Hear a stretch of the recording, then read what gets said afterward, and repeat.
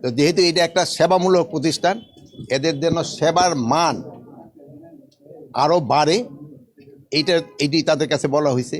তা আপনারা জানেন যে হ্যাঁ, এই প্রতিষ্ঠানে আগে যে পরিমাণ দুর্নীতি হতো, এই দিদি আসার পরে অনেকটা কমছে, বাট এইটারে আরও কমে আনতে হবে। এখনও কিন্তু পাসপোর্টের লোকজনে পেতে অনেক সময় অনেকটা হেসেল পোহাইতে হয়। এটারে কীভাবে আরও কমায় আনন যায় এই ব্যাপারে কিন্তু এখানে আলাপ হয়েছে। ডিজিরে বলা হয়েছে উনি তো চেষ্টা করতেছে, বাট উনি তো জিরো লেভেলে এখন পর্যন্ত আনতে পারেনি। এখানে ধরেন যে আনসার আছে তারা অনেক সময় ইস্যু হয়। তারপরে আমাদের ধরেন যে এই যে জেলা পর্যায়ে যেইগুলি অফিস হয়ে গেছে, ওখানে কিন্তু লোকজনের পাসপোর্ট পাইতে অনেক সময় সমস্যার সমাধান।